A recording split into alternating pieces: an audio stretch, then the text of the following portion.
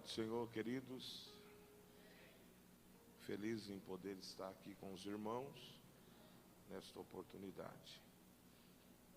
Quero agradecer a Deus pelo privilégio que Ele me concede de, na noite desse dia, poder estar vivo para glorificar o Seu nome. Em segundo, meus agradecimentos ao anjo desta igreja, meu amigo, reverendo Jean. Aqui é a minha palavra de gratidão e de reconhecimento de que Deus é na sua vida e de que Deus sempre estará confirmando as obras das vossas mãos. Toda a sua casa, família, sua mundigna esposa, seus obreiros, membros e congregados, que Deus seja louvado. Meus irmãos, eu tenho um texto da Bíblia Sagrada e eu queria nessa oportunidade compartilhar com vocês.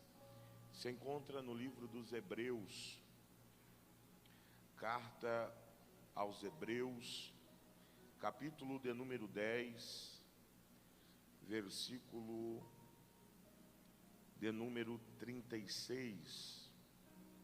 A partir do versículo 36. O capítulo é o 10, o versículo é o 36. Uma palavra profética, rema, que certamente fará com que nós saiamos deste lugar bem melhores do que quando chegamos. Hebreus capítulo 10, versículo de número 36. O tema da minha mensagem esta noite é manifestando a fé e a perseverança. Quem encontrou o texto e pode dizer amém, diz assim o texto: porque necessitais de perseverança, para que depois de haver desfeito a vontade de Deus, alcanceis a promessa. Pois ainda em bem pouco tempo aquele que há de vir virá, e não tardará. Mas o meu justo viverá da fé, e se ele recuar, a minha alma não tem prazer nele. Nós, porém, não somos daqueles que recuam para a perdição, mas daqueles que creem para a conservação da alma. Somente até aqui você pode tomar o seu assento, glorificando a Jesus, pois Ele é digno.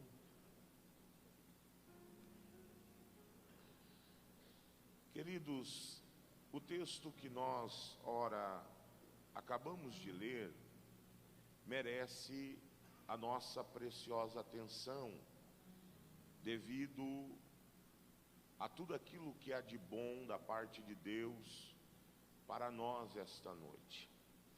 Nós estamos diante de uma das poderosas cartas, livros da Bíblia Sagrada.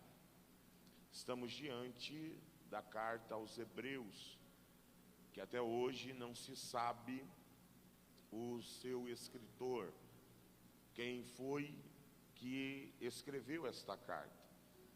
Os estudiosos costumam dizer que esta é uma carta que reflete toda a lei mosaica e também é uma mistura falando da graça. Então é a graça junto com a lei junto com a graça. E nós estamos diante também de uma das literaturas mais importantes da igreja. Igreja essa que caminhou e que caminha ainda debaixo dos princípios desta carta. A carta aos Hebreus, ela é considerada também o Levítico do Novo Testamento, pois lá no livro de Levítico, lá se traz a memória, ao conhecimento, o sacrifício. O livro do Levítico é um livro recheado de ideias, de mensagens sacrificiais. E o livro dos Hebreus, ou a carta aos Hebreus, ela contém também esse teor sacrificial. Quando nós olhamos para esta carta tão poderosa, nós estamos vislumbrando aqui algumas coisas importantes no que tange ao princípio da fé. É uma das cartas que mais exaltam a fé, que mais exaltam o exercício da fé. Então, quando nós olhamos e vemos que o seu escritor, ele é desconhecido, o importante não é saber quem escreveu. Alguns estudiosos se debruçam em dizer que foi Paulo, outros dizem que foi Apolo, e outros dizem que pode até ter sido também Barnabé. Mas, independente de quem escreveu, o mais importante é o conteúdo. O conteúdo é poderoso. Quando nós olhamos para o conteúdo, nós olhamos para uma das espinhas dorsais da igreja, ou do que falamos sobre fé cristã. Um texto poderoso, uma literatura pujante. E para esta oportunidade, ferveu no meu coração aqueceu para pregar sobre este tema, manifestando a fé e a perseverança. E por que disso? Porque quando nós falamos de vida cristã, quando nós falamos de fé em Cristo, de servidão a Cristo, são duas ideias, duas decisões, duas qualidades que não se desassociam. Pelo contrário, elas andam de mãos dadas. A fé e a perseverança é uma dupla, assim como nós estamos acostumados em ver aí, de uma linguagem assim bem popular, uma dupla sertaneja, uma dupla musical, e às vezes quando nós vemos um cantando e não vemos o outro, a gente logo diz, olha, está faltando alguma coisa. E assim é a fé e a perseverança. Quando nós olhamos para a fé, logo do lado existe a perseverança. Quando nós olhamos para a perseverança, logo do lado da perseverança, a fé está lá. Então, se nós aqui formos falar sobre fé ou falar sobre perseverança, e se nós fôssemos falar numa analogia ou em uma linguagem ilustrativa, e nós fôssemos comparar fé e perseverança como uma pessoa, ou como pessoas, ou como um ser humano, nós iríamos dizer que a fé e a perseverança é um casal. Eles estão casados, eles estão atrelados, um depende do outro, o outro não vive sem o outro. Então, quando nós olhamos para a expressão do versículo 36, você observa que existe aqui uma preocupação do escritor. O escritor, ele tem a preocupação de dizer à igreja, aos hebreus espalhados pelo mundo, porque esta carta é uma carta universal. Esta carta não é para um tipo de igreja, esta carta não é específica para uma localidade ou para uma certa região. Na verdade, a intenção de fazer a carta aos hebreus era alcançar os hebreus espalhados, divididos em todo o mundo. Mas, quando nós falamos sobre os hebreus espalhados no mundo, nós estamos falando de todo tipo de pessoa, nós estamos falando de todo tipo de servos, que estarão espalhados em todo o globo terrestre. Então eles estarão alvo, ou eles estarão prestes a viver todo tipo de situação. Então a preocupação do escritor, do pastor que escreve, é trazer à memória dos seus ouvintes, dos seus leitores, dos seus pastoreados, de que eles necessitam esta expressão, pois vocês necessitam de perseverança. E a palavra necessidade aqui é algo irrepreensível, é algo indispensável. A palavra necessidade aqui no grego, para esse texto, é responsabilidade. O que é que o escritor está dizendo? Ele está dizendo, olha, vocês precisam ser responsáveis pela perseverança. Vocês precisam. É algo inquestionável. É algo irrepreensível. É algo que não pode faltar. Vocês necessitam de perseverança.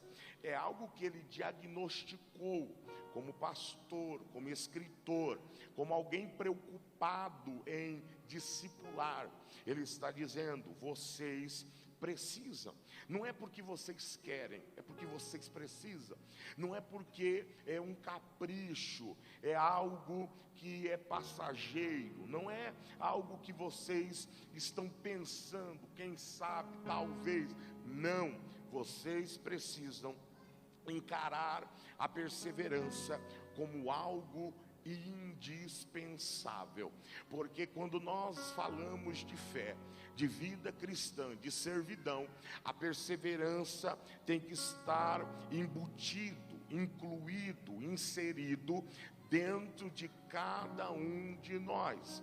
Não pode, não tem como alguém que sirva a Deus, alguém que sirva a Cristo, alguém que levanta a bandeira do cristianismo, não ter perseverança. É preciso ter perseverança. Quem toca precisa de perseverança. Quem prega precisa de perseverança. Quem pastoreia precisa de perseverança. Quem lidera, independente do departamento, precisa de perseverança. Quem atende na porta, recebe, precisa de perseverança. Quem limpa, quem enxuga, quem faz comida, quem cuida da criança, precisa de perseverança. Quem arruma antes de todo mundo chegar, precisa de perseverança. Quem arruma quando todo mundo vai embora, precisa de perseverança. Quem afina todo o contexto, quem prepara todo o cenário, precisa de perseverança. A moça, o moço precisa de perseverança. Da mídia precisa de perseverança. O diácono precisa de perseverança. Em um modo geral, todos nós precisamos de perseverança. O pastor, o Senhor está falando que num cenário religioso é preciso ter perseverança, sim. Mas se eu for falar de um cenário empresarial, precisa de perseverança. Se eu for falar de um cenário secular, precisa de perseverança. Na faculdade precisa de perseverança. Na escola precisa de perseverança. No trabalho precisa ser perseverante. A perseverança não é emoção. A perseverança é uma decisão. Tem gente que não decidiu ser perseverante e ele agora está trancado em um quarto escuro. Tem gente que não decidiu perseverar e agora ele está afundado na prova, na falência, no descrédito. Mas tem um povo ainda que bate o pé firme no chão e toda vez de manhã acorda para ser alguma coisa na vida. O que te levanta do quarto, o que te levanta da cama, o que te levanta nas madrugadas para ir ganhar o pão é a perseverança. E esta noite veio os perseverantes. Você não é baseado pelas circunstâncias e pelas adversidades. A tua vida não é baseada pela emoção e nem na falta dela. A tua vida não é baseada se está tudo bem ou se está tudo mal, se está alegre ou se está triste. A tua vida é baseada na palavra perseverança.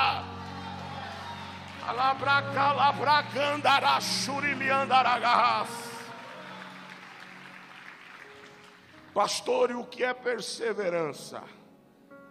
Perseverança, no contexto do texto, no grego, perseverança é estabilidade, constância e tolerância. Repito, perseverança no contexto do texto, no grego, a palavra é upomone. Upomone significa estabilidade, constância e tolerância. No Novo Testamento, a perseverança, ela ganha a conotação do que, pastor? A característica da pessoa que não se desvia do seu propósito e de sua lealdade à fé e piedade, mesmo diante das maiores provações e sofrimentos. Eu repito para você, o que é ser perseverante, pastor? O que é ter perseverança, pastor? Qual é a característica do perseverante? É aquele que não se desvia do seu propósito, é aquele que é leal à fé, oh glória, é aquele que é leal à piedade, é aquele que mesmo diante das maiores provações e sofrimentos, ele decide continuar, ele decide se manter eita glória, ele se decide se manter leal. Nós estamos vivendo numa geração em que a palavra lealdade e perseverança já saiu de moda, mas esta noite eu prego para um povo leal, eu prego para um povo perseverante, eu prego para um povo que não se desviará do seu propósito. Se eu estou pregando para a igreja certa, oh glória, se eu estou pregando para a igreja certa, levante uma de suas mãos agora e diga para Deus: conta comigo, conta comigo. Tá difícil, mas conta comigo. Tá complicado, mas conta comigo. O pau tá quebrando, mas pode contar comigo.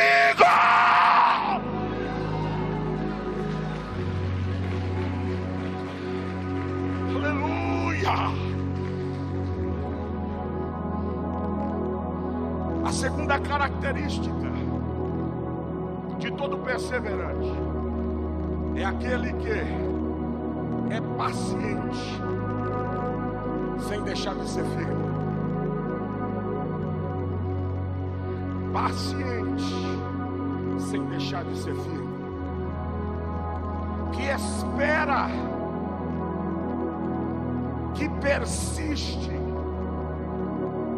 com constância e paciência. O perseverante, ele é paciente, pastor Cláudio. Ele não é afobado. Ele não coloca as mãos ou os pés no lugar das mãos e nem coloca a carroça em frente dos bois. O perseverante, ele espera pacientemente. É por isso que o salmista diz: esperei com paciência. Por que ele diz esperei com paciência? Ele poderia muito bem ter dito assim: esperei. Mas o salmista entende que existem formas, maneiras de se esperar. Por isso que a Bíblia é fantástica. Por isso que a Bíblia é detalhista. É porque ele poderia muito bem dizer: esperei em Deus. Não, ele está dizendo: esperei com paciência. Por quê, pastor? Porque existem formas e maneiras de se esperar alguém ou alguma coisa. Você já esperou assim, né?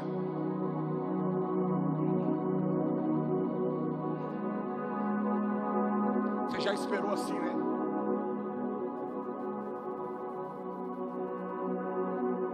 Você já esperou assim, ó. Não toca, não liga, não vibra, não tem uma notificação.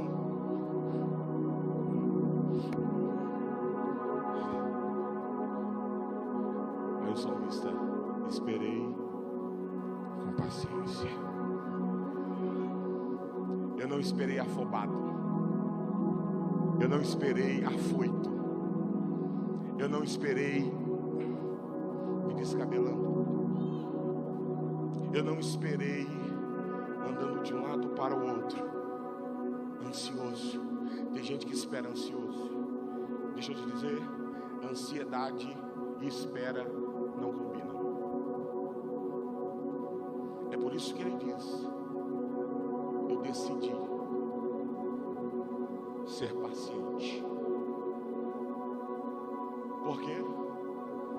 Porque é assim que é a forma de se agradar a Deus. Pedro diz em uma de suas cartas: lançai sobre ele toda a vossa ansiedade. Por quê? Porque ele tem cuidado de vós. Direcione a mão para alguém e diga assim: Deus está cuidando de você. Lance sobre ele esta noite toda preocupação, aleluia, toda ansiedade, toda pressa, tudo aquilo que te tira do propósito, do centro, da vontade. Deus está dizendo: lança em mim, aleluia, lança sobre mim. Eu sou mais forte do que você. Eu sou mais forte do que você. Lança. Ele está dizendo: abre mão, aleluia. Abre mão, lança sobre ele agora. Lançar no texto original é abre mão, desapegar, soltar, deixar ir. Oh glória! Ele está dizendo: não prenda, deixe ir. Não se sufoque, deixe ir. Não fique aprisionado, abra as portas. Ele é mais canta lá para libere esta noite sobre ele. Libere esta noite sobre ele. Diga para ele: eu estou sufocado, eu estou preso, eu estou aprisionado. Isso vai me matar, vai me dar um AVC, vai me dar um derrame. E a palavra é essa: lance, lance, lance, pois eu tenho cuidado de vós. Eu vou te convidar a fazer algo aqui. Eu vou convidar você a fazer um exercício. Olha agora para os seus pés agora. Olha para os seus pés. O que é que tem aí? Um calçado, não é? O que é que tem aí? Um calçado, não é? Agora vai subindo o olhar. Vai subindo o olhar. O que é que tem aí? Uma roupa, não é? Urabacala para a Súria. O que é isso, pastor? É o cuidado de Deus. É o cuidado de Deus.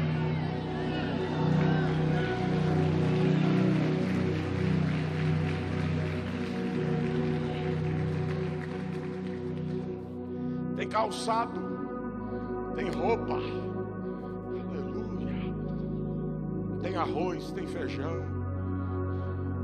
Não tiver carne, tem um ovão lá, né? Um negócio amarelo lá, não é? Mas tem.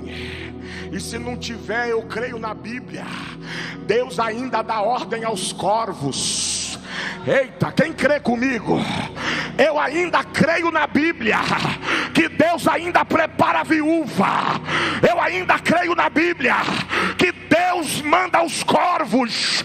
Eu ainda creio na Bíblia que Deus faz as cordonizes voarem a 1 metro de distância do chão. Eu creio na Bíblia.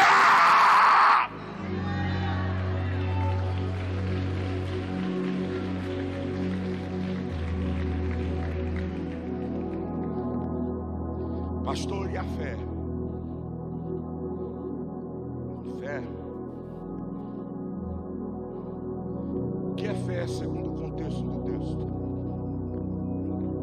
Vem de uma palavra chamada pistis, que quer dizer convicção da verdade. Convicção da verdade de algo. No Novo Testamento, a descrição para a fé é uma convicção ou crença que diz ao respeito ao relacionamento do homem com Deus e com as coisas divinas, geralmente com a ideia inclusa de confiança e fervor, santo nascido da fé e unido com ela. Ou seja, o que é fé? É quando você nutre, alimenta um relacionamento com o divino. Ninguém que relaciona-se com Deus pode dizer que não tem fé. Todo relacionamento com Deus produz fé. Todo relacionamento com Deus gera fé. Gente que não se relaciona com Deus não pode dizer que tem fé. Vai me perdoar. Gente distante de Deus, ele não tem fé. O que ele tem, pastor? Ele tem uma crendice. Que isso é estudado na sociologia como uma crença formatada de pai para filho. Ou seja, uma fé sociológica. É uma crença passada de pai para mãe, ou melhor, de pai para filho, de mãe para filho. É aquelas histórias que a gente ouve de pai, de mãe, de vô, de avó. Mas isso não é o bastante. Porque não existe intermediários para a fé. Não existe ponto de contato para a fé que não seja com Deus. Eu não vou intermediar a tua fé. Não existe intermediário para a fé, a não ser Jesus. Porque Jesus diz assim: ninguém vem ao Pai se não for por mim. Ele não disse ninguém vai ao Pai. Ele disse ninguém vem ao Pai. Por quê? Porque ele sempre declarou: eu e o Pai somos um. Por quê? Porque eu sou o caminho, a verdade e a vida. Por que que ele é o caminho? Ele está dizendo: eu sou o ponto de ligação, o elo entre você e Deus. Para se achegar no Pai, tem que andar no caminho chamado Jesus. Quando eu entro no caminho chamado Jesus, eu conheço a verdade, porque a verdade é poder que me liberta. Quando estou liberto, eu chego na vida. Fé é convicção. Fé não é para emocionado. Fé não é para aventureiro. Fé não é para visitante. Ó, não estou dizendo você que veio de outra igreja. Não é isso, eu estou dizendo de gente que trata a Deus como visita. Não trata a Deus como compromisso. Vem uma vez hoje, dá glória a Deus aqui. 10, 6, 5 meses cadeira. O negócio aperta, Deus está aqui. Mas quando é abençoado, vai embora. Não. Fé não é para você. Fé é para convictos de uma verdade. E todo convicto não se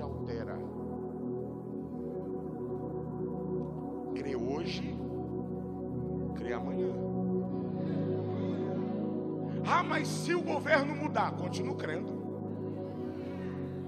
Ah, mas se aquilo que eu imaginava não aconteceu, continuo crendo. E se a porta que eu tanto queria não se abriu, continuo crendo. Pois a minha fé não está baseada em circunstâncias adversiais.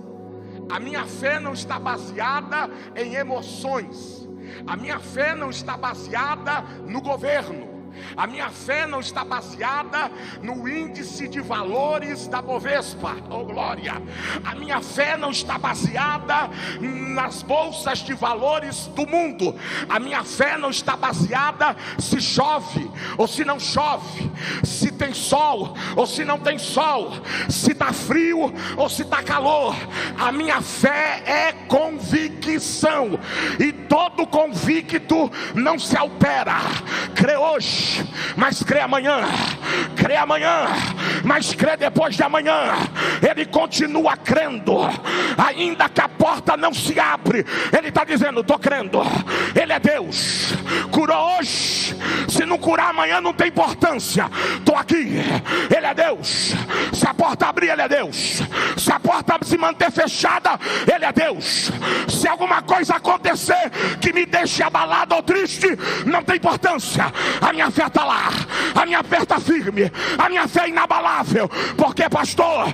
Porque no capítulo posterior, no capítulo 11 da carta aos Hebreus, o escritor diz: pois a fé é o firme fundamento das coisas. Oh glória!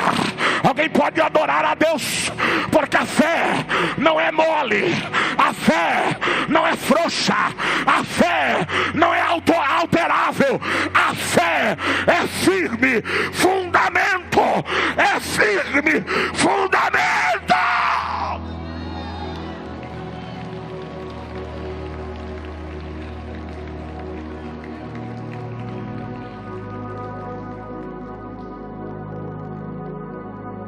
Necessitais de perseverança. E se você olhar em toda a Bíblia Sagrada, todos os personagens que se destacaram tiveram perseverança. Ô pastor, e se trocar a ordem? Fé e perseverança. É perguntar pro passarinho: você prefere qual uma das asas para voar? É a mesma coisa perguntar para o perseverante: fica sem a fé e vai com a perseverança? Eu preciso das duas asas, eu preciso das duas. De fé e preciso de perseverança. Glória! Por quê? Porque a perseverança me faz continuar firme, paciente e constante. Mas a fé faz eu alcançar coisas inimagináveis. Oh, glória a Deus! Você está aqui porque as duas asas estão funcionando. É inegociável. Não existe negociação para isso. O que te impulsiona não é palavra bonita. O que te impulsiona não é louvor bonito. O que te impulsiona não é um bom cenário. Eu sei que isso faz parte e tudo isso é muito bom, mas o que te faz sair de casa, o que te faz impulsionar é a fé, é a perseverança. Se você olhar nas escrituras, você vai entender que todos os personagens que se destacaram, não é porque eles eram bonitinhos, não é porque tinha estrela na testa, não é porque tinha uma boa oratória, não é porque eles tinham faculdade, não é porque eles tinham diploma na parede, é porque eles estavam dizendo: eu preciso ser perseverante. Abraão, pai de multidões, eu sei, a promessa eu tenho, mas eu preciso de algo a mais, eu preciso de um plus a mais. Se eu tenho promessa, mas a promessa não vai ser conquistada na moleza. Eu tenho promessa, mas a promessa não vai ser conquistada balançando na rede. Eu preciso me esforçar, eu preciso gerar em mim uma atitude perseverante.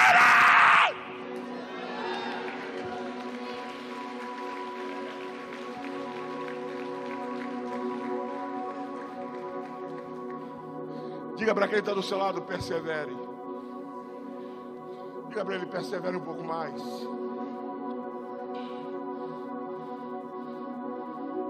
Depois de haver desfeito a vontade de Deus, alcanceis a promessa. Nós vivemos uma geração que gosta de falar de promessa,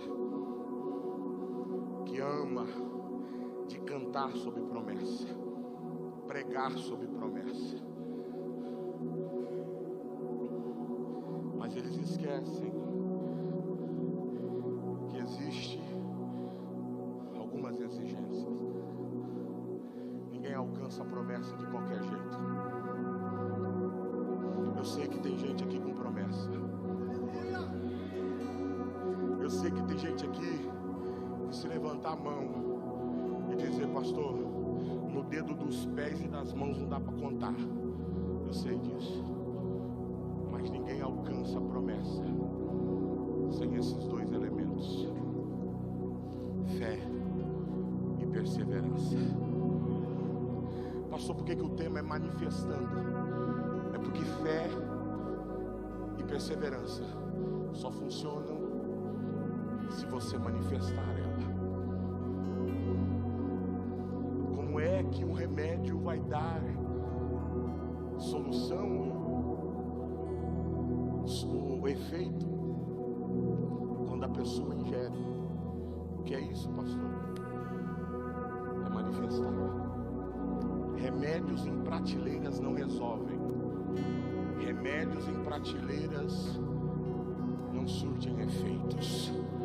Quer alcançar algo esse ano? Está na hora de manifestar.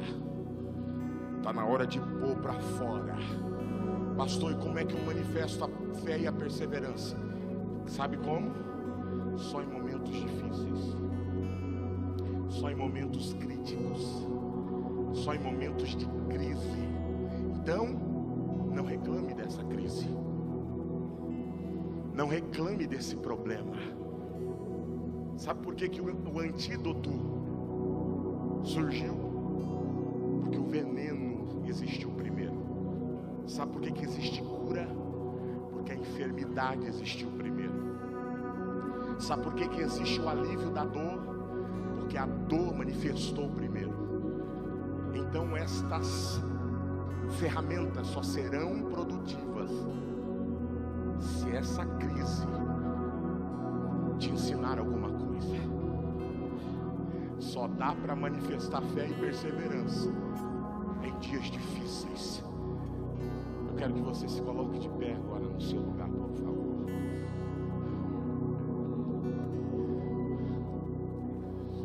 Aleluia. Nós vivemos uma geração que não persevera mais como antes.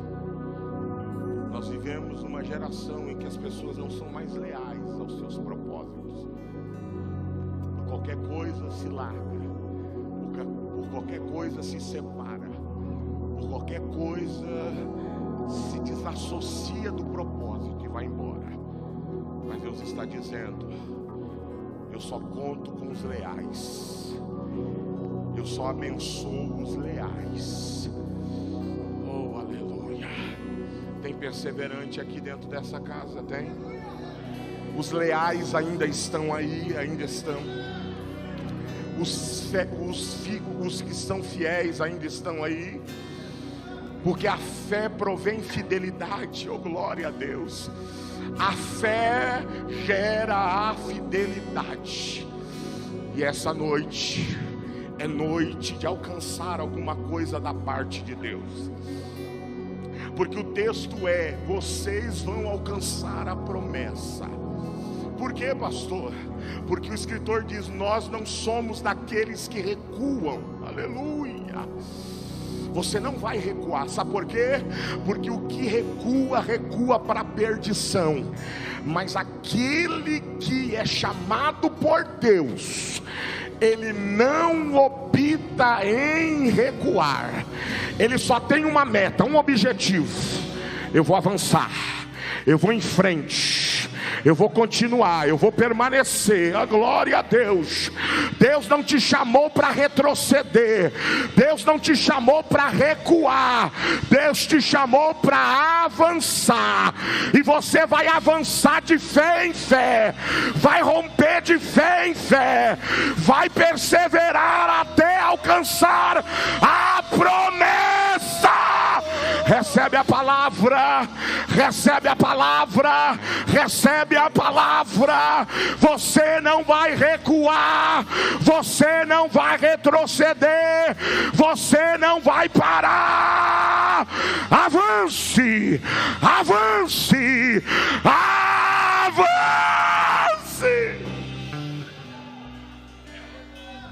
Ó Deus, aqui está o teu povo, Pai. Eles acabaram de receber a tua palavra, acabaram de ouvir a tua voz. Eu te peço nesta hora, Deus, aonde tiver um perseverante, aonde tiver um fiel, aonde tiver um leal a ti, Deus, eu te peço nessa hora, por gentileza, vem para o altar, por gentileza. Saia do teu lugar, por gentileza.